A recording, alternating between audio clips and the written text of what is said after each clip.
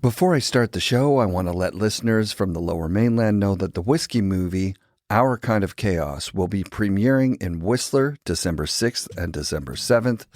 The first show is sold out, but you can still get tickets for the 7th at whistlerfilmfestival.com. Hope to see you there. The FNRad Snowboard Podcast is presented by Flojoy Water. Season 7 is sponsored by Burton Snowboards, founded in 1977 by Jake Burton Carpenter. With nearly 50 years of industry-leading innovation, Burton's purpose is clear: make great products, minimize harm to the environment, positively impact the lives they touch, and have as much fun as possible. All the Burton gear I've been riding is next level. For listeners in the Lower Mainland, Burton recently opened a flagship store on West 4th in Vancouver, as well as a partner store in Banff with Unlimited. Visit your local Burton retailer. Bluebird Coffee Tuning and Rentals in Squamish, BC is the coolest new stop just 20 seconds off the Sea to Sky Highway on your way to Whistler. Drop in for the world's best cup of coffee, killer smoothies, and a true local vibe born out of 90s snowboard culture and music. They offer performance ski and snowboard tunes with state-of-the-art equipment. They've got premium rental fleets of Jones, Solomon, Libtech, and Burton, including Burton Step-Ons. And if you haven't gotten yourself one yet, Bluebird will even sell you a rad power bike. These bikes are so fun. For a blend of expert knowledge, convenience, and a lot of charm, stop in and say hi to Bluebird, the raddest mandatory new stop on your way to Whistler. Fixed bindings are tool-free bindings that focus on dependability and strength while providing ease of adjustability. I've been riding fixed bindings for a couple of seasons now and have had exactly 0 issues. It's no wonder they've got a lifetime guarantee. Do yourself a favor and visit fixbindingco.com. Lock in and let go with Anon's magnetic face mask integration, built to keep you seamlessly covered from the elements, and Magnatech quick lens change technology that makes swapping lenses effortless even with gloves or mitts on.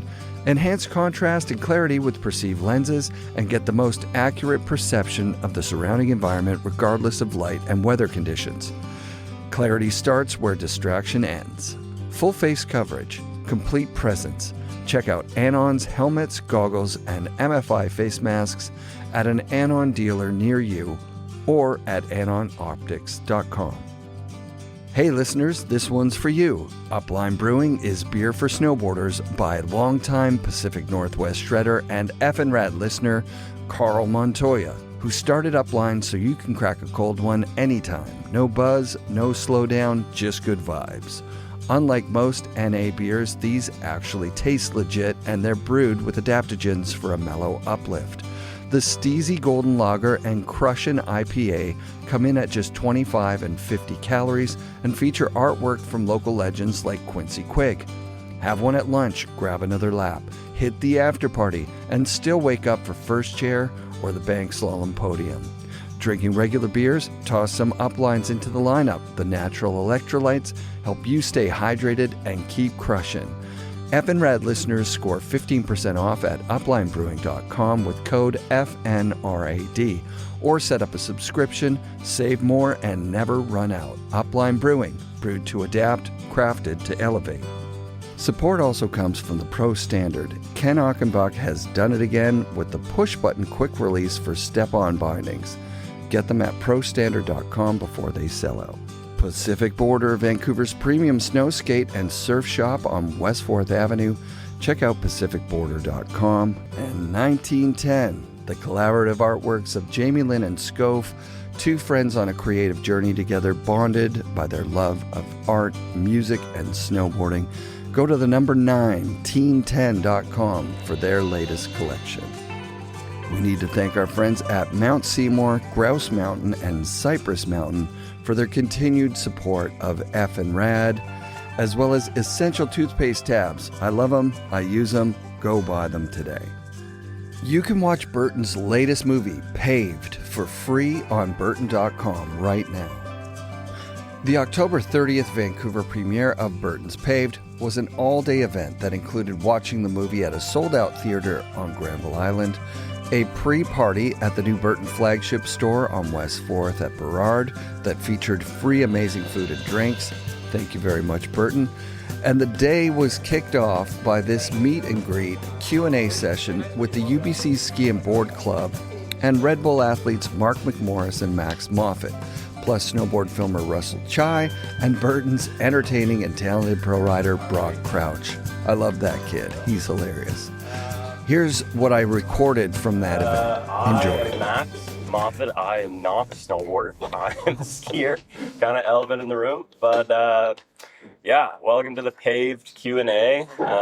We got some heavy hitters here that I'm sure you guys are anxious to ask some questions to. But yeah, we're just going to have a little sit down and chat, talk about the movie, talk about other stuff in the movie. Yeah, kind of keep it light, and yeah, that's really it. It should be pretty fun. I don't really need to intro these guys because they're all heavy hitters, but I'll let each one kind of say their name and maybe their favorite color and something like that. But yeah, Rusty, why don't you start us off? How's it going? I'm Russell. I'm a snowboard filmer, and I smell Gatorade on myself today. So that's about it. I'm Mark McMorris, and I'm a snowboarder, and I think this is my third or fourth panel at UBC in the span of like 13 years. So it's good to be back here, and I also watched Russ spill Gatorade on himself. Yeah, how's it going? I'm Brock. I'm from Southern California, but have spent a bunch of time with these guys the last few years, up riding Whistler and stuff like that. And yeah, love Canada. This place is awesome, and stoked to be here. Also watched Russ spill Gatorade on himself. It was red. Red Gatorade. Sick. Awesome. Okay, well, I am going to just throw out a few questions just to kind of open the room up, just to get everything going. But yeah, I don't know if actually all of you guys have seen the movie yet, the Paved. I'm sure you guys have, but Russell, I don't think you have. I haven't seen. I've seen sections. Yeah. But first of all, How many of you guys are coming to the premiere? Are any of you guys coming? Oh, that's nice. Yeah, we like that. We like that. sick. So you all see it tonight. Yeah. That's exciting.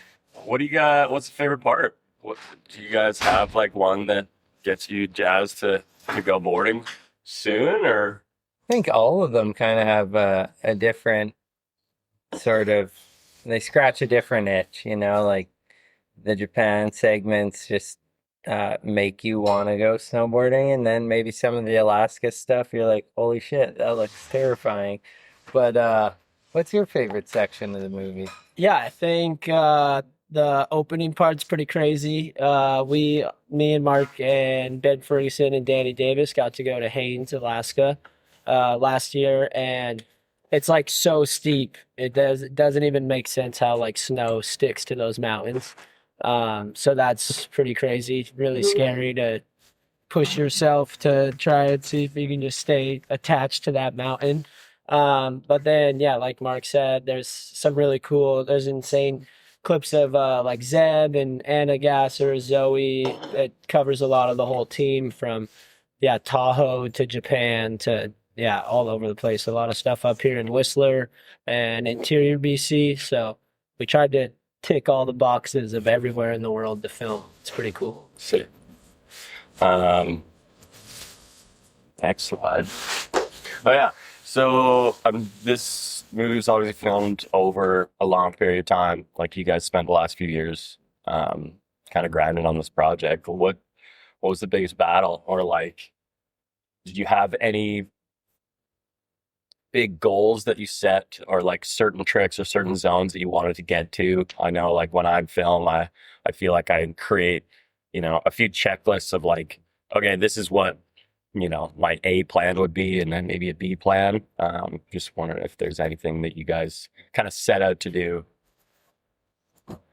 Yeah, I think always like setting some goals is good. Trying to go hit certain spots. There's been so many films over the years of like up in Whistler, Canada. So I'm always trying to look at kind of some spots that have been tagged and also new spots. So we got to find like kind of a newish but oldish zone because someone's always kind of been there. It seems like it. But me and Mikey got to hit a pretty big jump, and that was super fun to kind of just like cap off the year of hitting a big jump. But then, yeah, to answer this question, I had a little battle, and we went to this place called Sonora Pass in California, in between like Mammoth and Tahoe, and I was battling like a front nine. You'll see like a clip. I like punch the snow, and I'm yelling at the snow like, "What are we doing?" But yeah, it's like with anything, you know, like doing a board slide on a rail or a 360 or whatever you're trying to learn, you always are struggling with something, but that's what makes it so cool of always trying to learn and conquer whatever you're working on. So. Yeah, I think biggest battle was probably juggling, doing like contests and trying to film, and then when I had time to film, then I put like my knee into my face, and that ended my season. And so it was like a lot of ups and downs through this movie, but the trips I did get were really memorable. And we got a really good trip in Tahoe in 24. I think that would have been late February of 24. And then, yeah, Alaska last spring. And I got to shoot one day in the coastal mountains here this year. So the shots I do have, I'm really proud of, but I think it's just hard to juggle like doing both things and to stay healthy too. So For sure. Russell? Well, I'm not really doing any tricks as I'm filming the tricks. I don't really have any battles. Russ was on a trip with us in Revelstoke, though. How was that trip? I did do one trip. Nelson. I think that would. Zoe had a good battle on. Should I leak tricks or no? She had a pretty big trick, and I don't know how many times it was, maybe 5 or 6 tries, but it was starting to get the landing was starting to get pretty beat up. So it was kind of like getting down to the wire of if she could land it or if you have to call it a day before it gets a little too dangerous out there and chopped up. So glad she was able to get that, and that was probably big battle. that was a huge battle for me. big battle witness. Yeah. Well, I know, like, too, I mean, just quickly, Russ, like, with, athlete filmer relationships, I know it's, I've worked with a ton of filmers in the past, and, like, I find it's always super helpful if because you're in it together, this battle, get the filming tricks, and, like, as much as it's a lot of the athlete, doing their thing, like, I find the filmer-athlete relationship is super important. Like, is there anything you say to kind of keep them in it or try to, like, keep them motivated to keep going? Maybe if they're super over it or getting pissed off, like, is there anything that you do to be like, all right, or... Yeah, it's, obviously being encouraging. And there's like a trust. You kind of just got to know the person and know what to say, when to say it. You don't want to say something crazy and get in their head or something. For sure. Or like put too much pressure on them, or if they maybe need a little extra boost of motivation, A little kick in the pants. A little kick in the pants. Russell ain't afraid to get those. But I think at the end of the day, it comes down to like knowing the athlete, and it's kind of like your relationship you have with them. But that's something you just got to feel out and for sure. just figure out. It's different with everyone. But Reading people. Yeah, Definitely. So I haven't seen the film. Russell hasn't seen it, but obviously it was super backcountry focused, this film. I think there's a few big park features in there. I was in Mammoth when you guys built that big jump, but do you guys, like, how is it transitioning from, spending a few weeks up in Alaska or like a few weeks going sledding in Whistler and then going back to the park for contest stuff? Like, do you guys find that transition tough, or is it kind of something you look forward to? You like do stuff for a while and then you are excited for doing the other thing. Just kind of take me through that. It's definitely like nice on the mental to do both sides, and it's easy to get worn out of like just competing or riding park. So it is really nice, but jumping back and forth is definitely not easy to do. Yeah, like you're usually terrified when you get back to the park after heliboarding a bunch, you know? Sure. And you're like, I'd rather stay and do that. But Yeah. no, the feeling of pushing yourself in the park and competing and doing well is a great feeling. But you got to be doing it like kind of all the time, very consistently, for it not to be like super scary, as you know. Mhm. So it can be a little tricky to jump back and forth, but Yeah. it's worth it. For sure. Yeah, I'd have to say that. And also, like, kind of riding gear wise, like, you're riding your park board and then you go to POW and you switch over and, like, ride a bigger board usually. So it feels like a bit more heavy, kind of. And yeah, just what Mark also said is like this scared factor of like you're riding in soft powder. It's like everybody loves, riding some POW up on the resort or in the backcountry. There's no tracks anywhere and you can kind of create your own line and do whatever you want, and then you go to the park and you're hitting a 60-foot booter that's like super hard ice, like morning time, like kind of hard pack, Yeah. But yeah, I mean, covering all aspects of snowboarding makes you a better rider. So Definitely. it's super fortunate to be able to get to go from powder to the park, 'cause Yeah. that's kind of everyone's dream growing up to become a snowboarder or skier. Are you guys all doing the ski and ride club?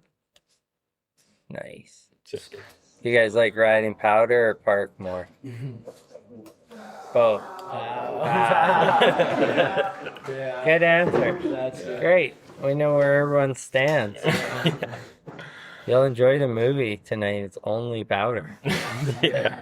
with two like pretty rough seasons too. The movie makes it look like there's such great snow like everywhere we went. So Well, there was good it snow was here. good snow like everywhere, yeah, for sure. But had to go find it.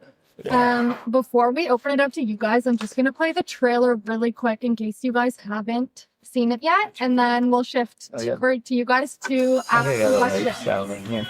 Love it. We'll write that.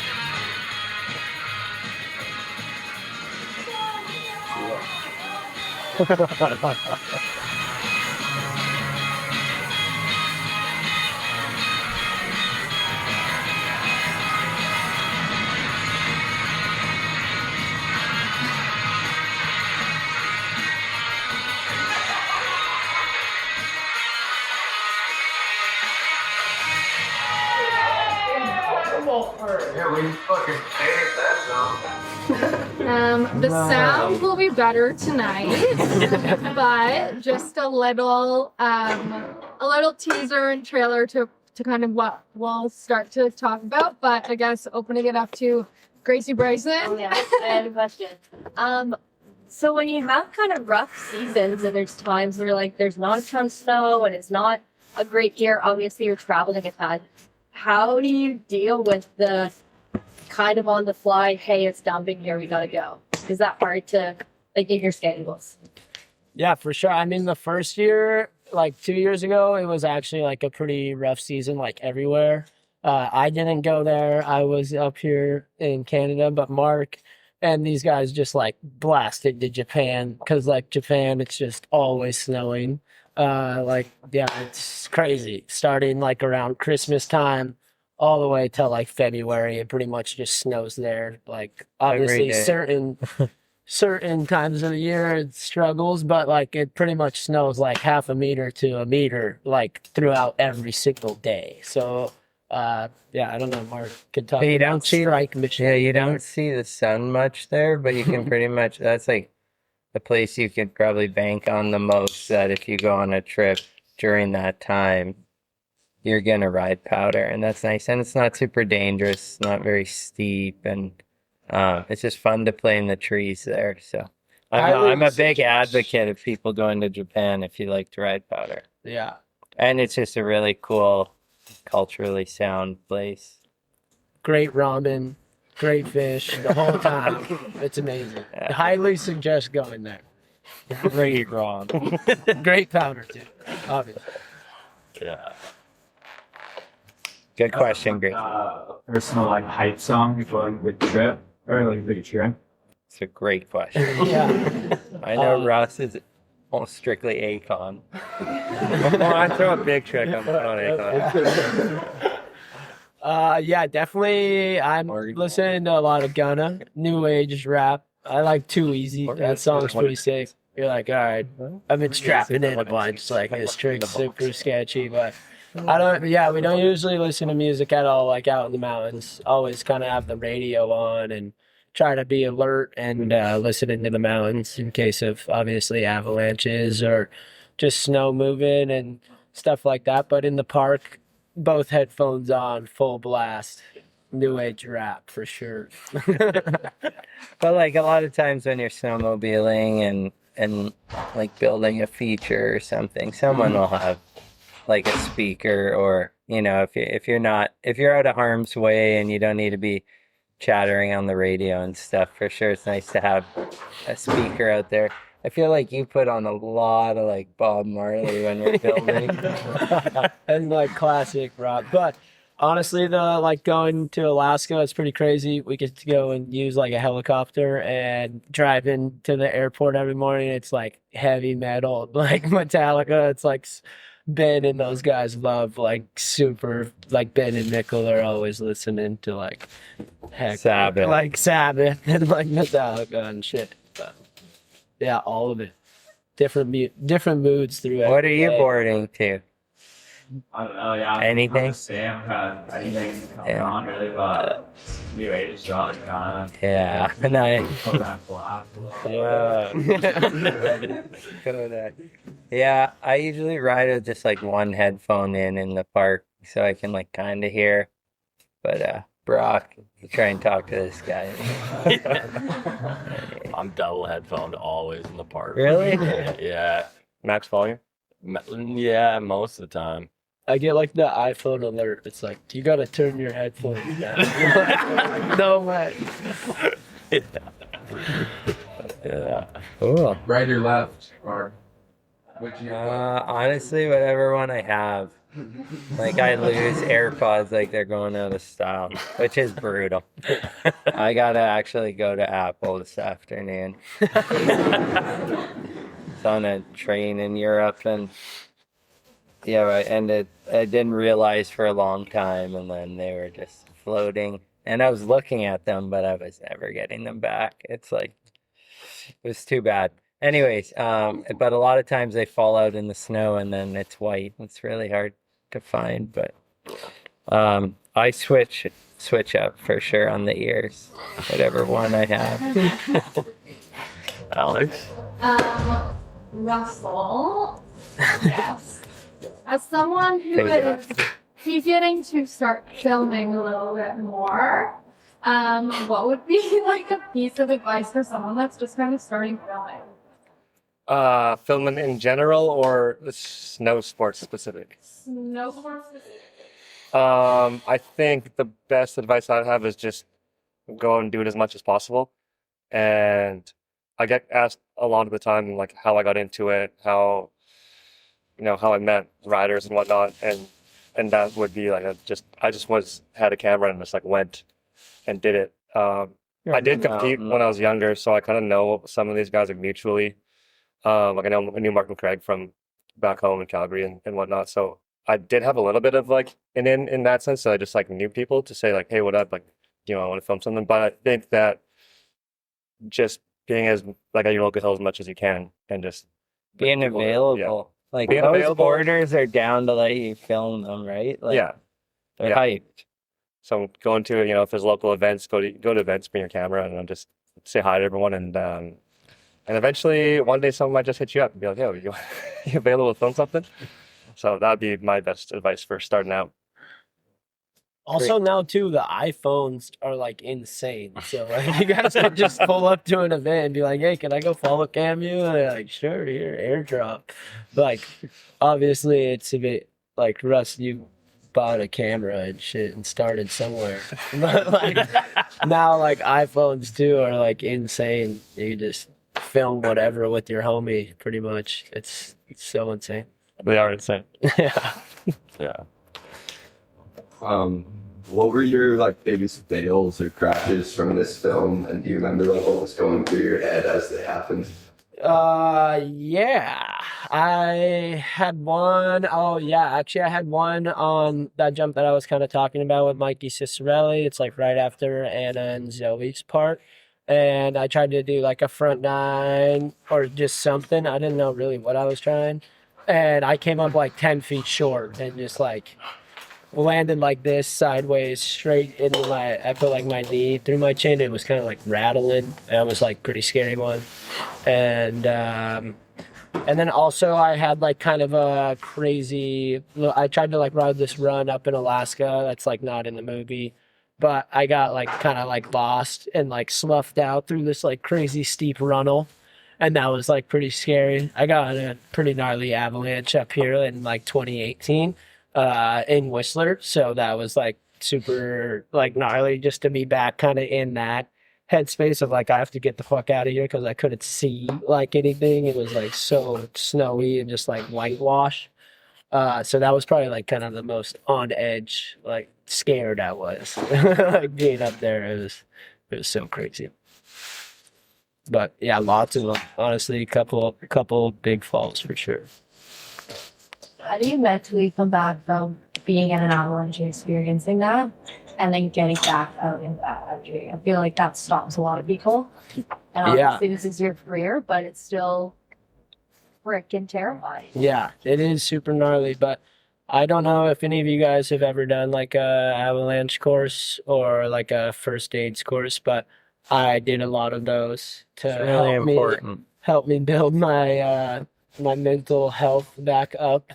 Cause yeah, it's definitely really scary. That was like the gnarliest thing that's ever happened for sure. But yeah, just knowing how to like use your gear, I highly suggest doing that just before, because you guys have like insane mountains just like 2 hours away and even like an hour away. I know it gets pretty good here in the city too, but it can happen at any time on a powder day. It's so crazy. You never know like you do if you do your pits and, you know, like are in that snowpack all year. But if you're traveling to a new place, ask your homies or your people like around that you kind of know there of like how the avalanche layers are and all this stuff. Cause like, it's crazy. Like, yeah, there's still crazy events still going on. We had like a traumatic one last year and lost a couple people in the snowboard industry. So like people are constantly studying snow, but they just can never like get a hold of it. You know, it can just happen at any moment, but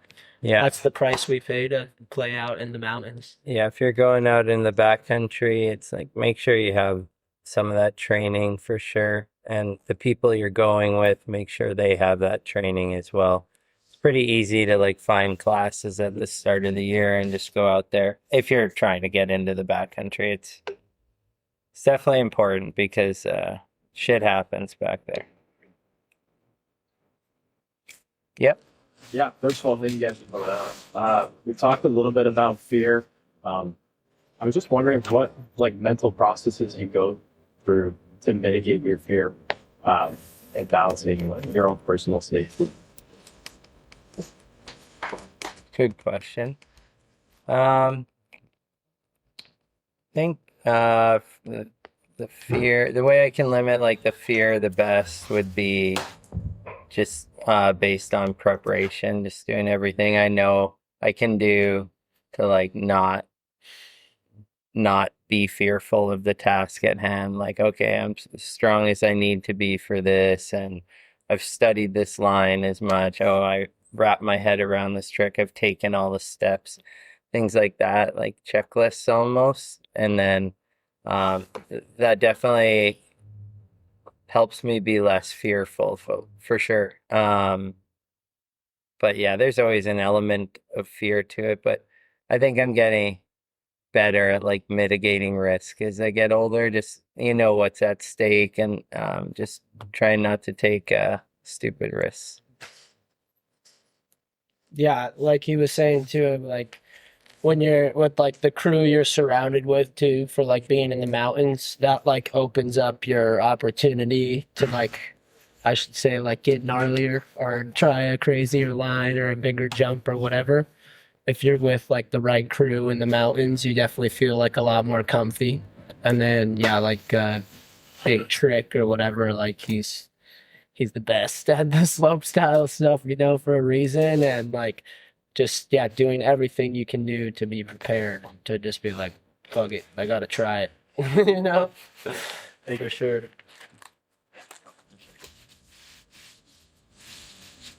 I'd say, like, in either of you guys' experience, what would you say is the most memorable thing?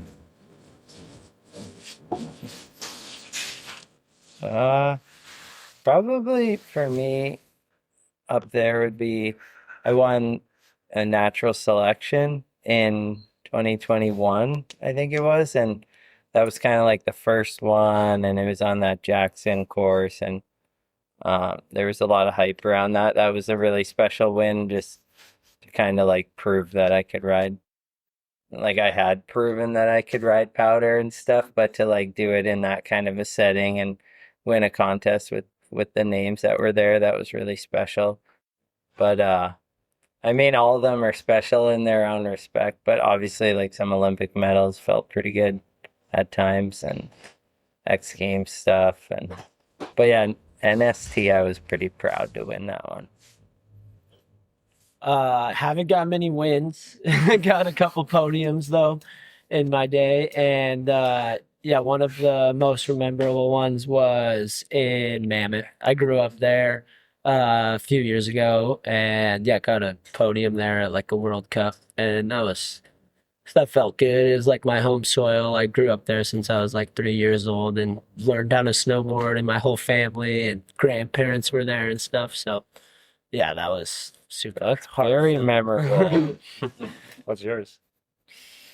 Yeah, that's a good question. That's good for him. Matt kind of undersold himself. He's a very accomplished free skier and really good skateboarder too. Thank you, Mark.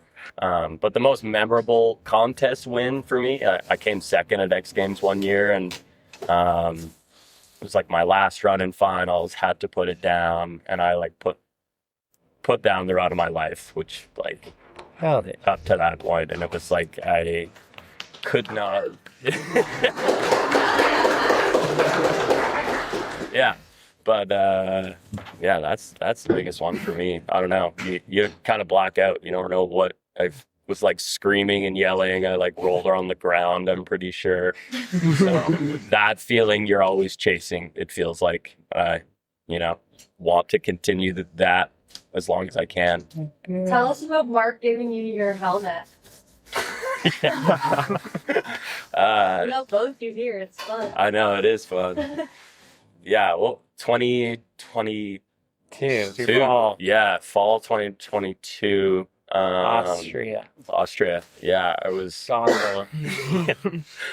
gone into a Redbull camp. Was like super honored just to be there. I was kind of just considered a prospect at that point, and I was going up a gondola with Mark and a bunch of friends, and Mark pulled out this helmet pretending it was his, and he was like, "Oh, this is not mine, it's yours." Handed me this Redbull helmet, and that's kind of a something you dream of for, I'm sure all Redbull athletes will say the same thing, but growing up, you always want to represent the coolest companies and be a part of the brands that you've always wanted to dream, like be a part of. And that one, Red Bull's obviously the number one pick for me. And it was just a kind of full watching Mark, grow up. As a skier, I was always interested in a ton of different sports, but especially snowboarding, I drew a lot of inspiration from. So watching Mark, crush the contest scene and backcountry scene, and then having him give me that helmet was like, doesn't get better. Doesn't get that was it. Yeah, honor to give it to you. Special moment. Yeah, like I remember when I got on Red Bull, it was December or November of 2010, and I was tripping. Yeah. Seb gave me mine too. Yeah. He's like, "What's under my seat?" Fuck, the helmet with my name on it. No, it's special. Yeah, Red Bull's creme de la creme. We're lucky. Mhm. Good company. Mark, Russ, you guys have filmed together for a long time. Do you have any funny stories of spending a lot of a lot of time with that together. Things that we do in the movie, but don't care of us. Yeah, frick. Russ and I have got a decent amount of time in the backcountry, not as much as we'd like, but we've been on a few heli things together, and Yep. yeah, the trip this year was really good, but tons of fun memories from just being on the road together, and there's lots of inside jokes and lots of giggling and good times. Inside jokes that we can't say, so. Yeah, I was thinking about you in Sauce Bay this year when I was going up the T-bar, and Ninja was impossible to ride the T-bar with. He would just start like riding on my board, you know? And then I just recall this one time or a few times me and Russ were having all sorts of T-bar issues together in Sauce Bay while we were filming. There's a T-bar, it's super icy and gets real steep. T-bars are awful. They're uncomfortable.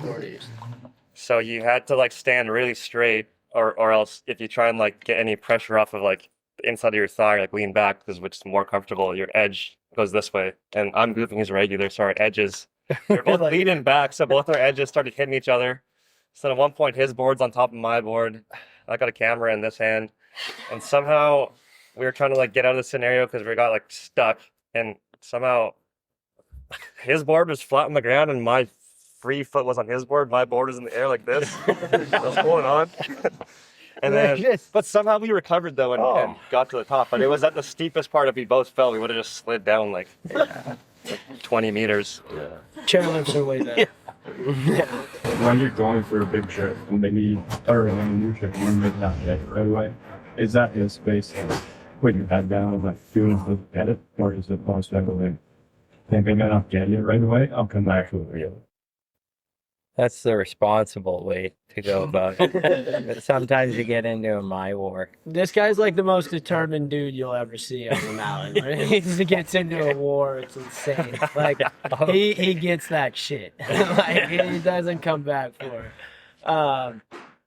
But yeah, I don't know. You can keep talking. No, that's really nice of you. But Yeah. I'm trying to like quit sometimes while I'm like ahead. Like, yeah, you tried the first one and you're really tired and you rode all morning. Maybe we should revisit this later, you know? But I feel like once you just open that can of worms, you just want to like figure it out or get the clip. That's definitely a real thing. But yeah, as I get older, try and limit the amount of impacts and like try and do things when I'm fresh too. Because I mean, the stuff you got to do now is so insane. Like you need every ounce of energy and power to like pull some of that stuff off.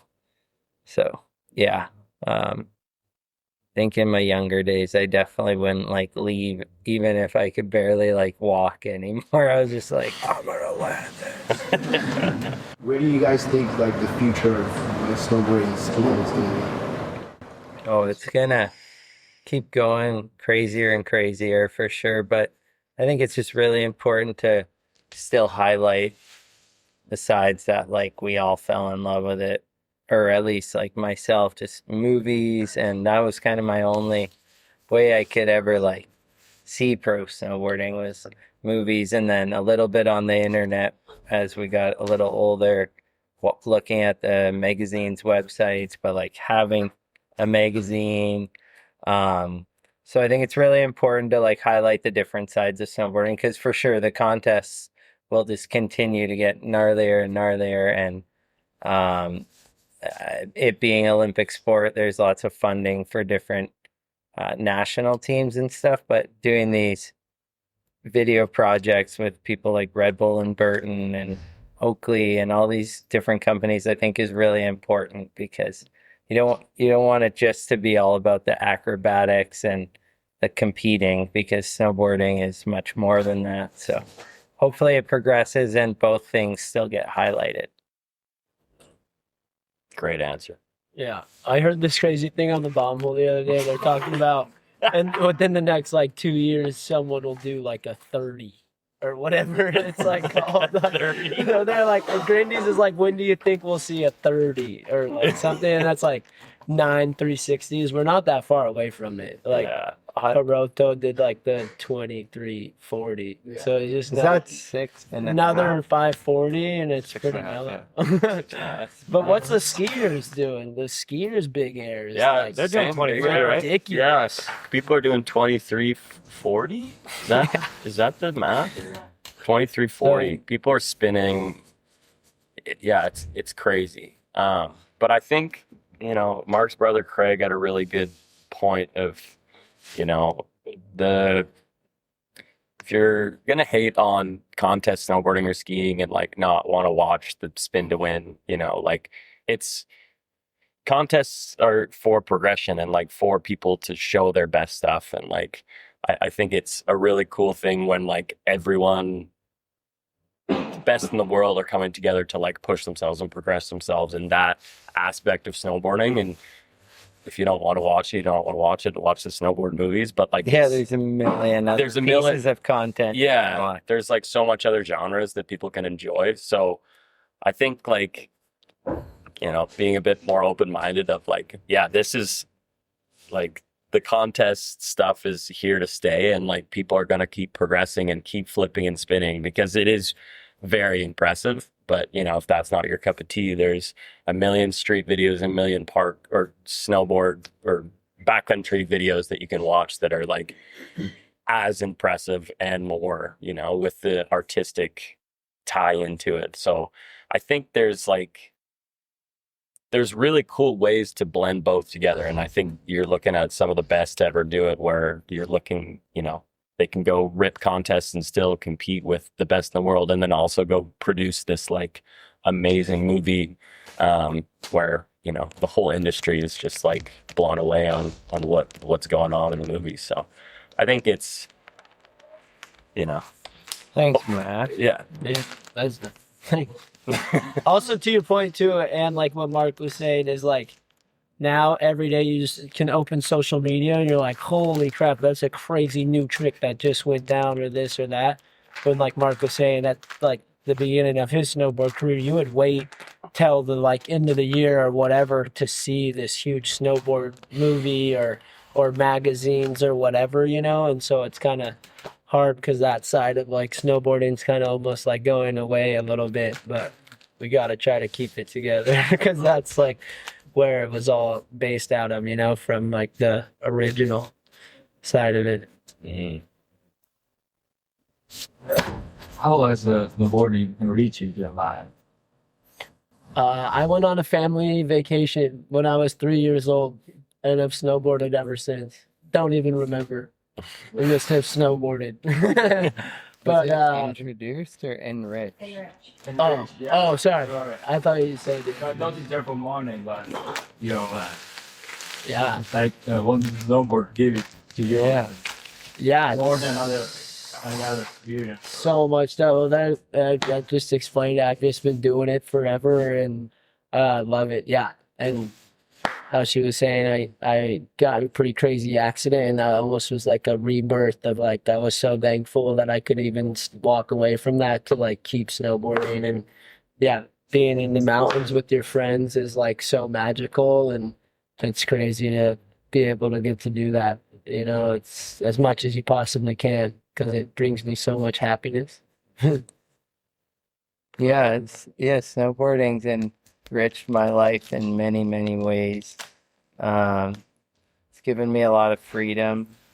I have a lot of friends that play professional sports for sports teams, and for sure you can make great livings doing that, but you're kind of like stuck in North America, or like we've been so lucky to travel and meet so many different people from so many different areas of the world, and like I don't know, it's an experience you couldn't have even dreamed up. Like I just wanted to be a pro snowboarder, but like where it's gone has just gone so much further than I could imagined. And yeah, it gave me amazing friendships and amazing freedom, and it's taught me how to work hard and get along with different people from around the world, and kind of be your own little like brand business. It's I mean, any job where you get to be in nature most of the time is pretty cool, and get to share it with friends and family. It's a beautiful life. Sometimes hard, but I feel like the good times definitely outweigh the bad ones. Go ahead. Oh yeah, and Russ, it's enriched his life. It's enriched me so much. No, it's just a sense of community, and I think most of my friends all snowboard. That I met through snowboarding, and it's given me a job. And honestly, I don't think I'd be able to travel to all the places that I've been to if it weren't for snowboarding. So it's done a lot for me. That's beautiful. So regarding vehicles this film, I was wondering if there's like prior decision of when you go to the spots, did you decide like in a team group the place you have here before or where you gonna do the tricks? Is there something like, oh, I've been in those landings in those particular priors, so I kind of like to do these trips where it's some little cooperation probably team decide, or once you're there, this something comes natural, and so I think this will be the right place depending on contributions. Yeah, I think we're looking at the weather a lot and looking at temperatures and what facing, like if we need to find a jump into a north facing landing so it's cold and good powder come the springtime, then you're like, okay, you got this list of jumps that like maybe he's hit in the past or I've hit or a potential new spot. And you're like, okay, we got to find something with a north facing landing. So that's when you'll like go back to different spots that maybe you've hit in years past, but the way that snow comes in, wind comes in, it always kind of shapes differently. I mean, the ultimate goal is always finding something brand new that no one's hit and having it work. But I feel like the limited days, it's like, oh, we should maybe go to something that has worked in the past, maybe a little different now, but there's a really good chance you would get a shot then. So it's trying to find the balance there on whether to just go to the same places that people have been in years past or really be on the search for new features. I don't know. Did that answer your question? Kind of. Is that decision like collective sometimes, or something like, hey, I really don't want that spot, but everyone wants to say yes? Yeah, I guess that can happen for sure. But I feel like we're all in agreement a lot of the times, or we'll have like 4 athletes and filmer, drone pilot, and photographer, and we'll kind of like split up a little bit, and they'll do this and they'll do that. Like we try and make everyone happy and everyone a part of the decisions for sure. Yeah, and usually I'm planning like the night before of kind of like the certain area that we're going to or whatever. Because, yeah, in this project, it happened one time where we pulled up to the trailhead and there's like maybe it seemed like 5 to 10 riders, and then we only had like 4 or 5 media. It sounds crazy to say like 4 or 5 media, but when there's like two riders working together with all in 5 to 10 of them, it's like everyone sees a little something different, you know? So it's always just trying to get as many shots as possible when the snow is good. But then when the snow starts turning to like bad in the springtime, like Mark said, you're hunting just for good snow always, because that's what makes the shot the best. Word. I think You had a question, right? Oh yeah. For all you guys, what's your favorite like lesser known world, like non-world famous park? Because I feel like my favorite, or like, at least I've had most fun at my local small East Coast mountain, or like the under the Tower. Sick. Where? I'm from Rochester, New York. Yeah. Mount Pulvers. Oh, hell yeah. Sick. Is that near Mountain Creek? Mm, That's Jersey, right? Where like Andy Perry was in on the Dolly Dale route. Yeah. Sick. The tow rope's kind of nice. They had a good park growing up. Or they just set the rails up properly and Yeah. yeah. Honestly, like not the best of that tow rope. It's like all handmade, but it's just like the people there. With a million laps and Yeah, it's like a super skate fun. park vibe, right? That's the best. yeah. We had a super fun session one time. The Canadian team used to always go up to like the Yukon, like way up north. I think it was called Whitehorse, right? Yeah, Mount Seymour. And they had like a jump for these guys or us, and we got to ride that in the morning. You ride from like 8 to 11 in the morning, and it's just full dark out because it's so far north. And then from like midday, you can ride a rope tow. And that was like one of the only times I've really ridden a rope tow with a bunch of rails.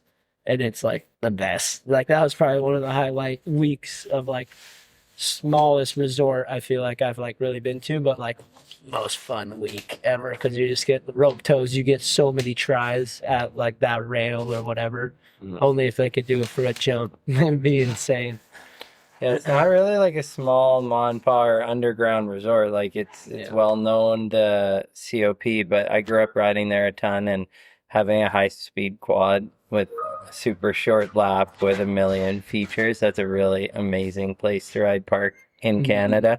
And then like Grouse and Seymour, it's really fun. And those are great parks. It's so cool. You guys have access to 3 in the city and then Whistler up there and even Mount Washington. And it's a good area to be going to school. Yeah, but yeah, I think that's gonna wrap it up for us. We've done quite a bit, covered some ground. Unless anyone has any burning questions. Yeah. Seems like everyone got them out, eh? Yeah. Well, stoked to see you guys all tonight, hopefully. At the Yeah. We'll see you guys tonight. Thank you. Yeah. Thanks for all coming.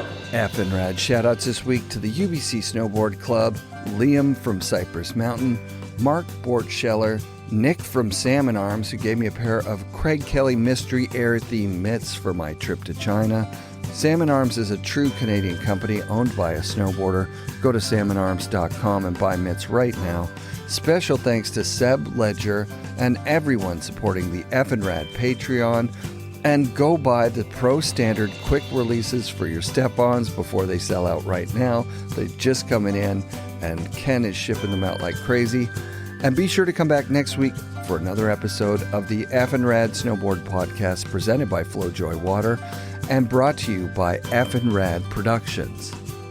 Oh, and if you want to produce audio or video for your project, reach out to me at fnradpodcast@hotmail.com.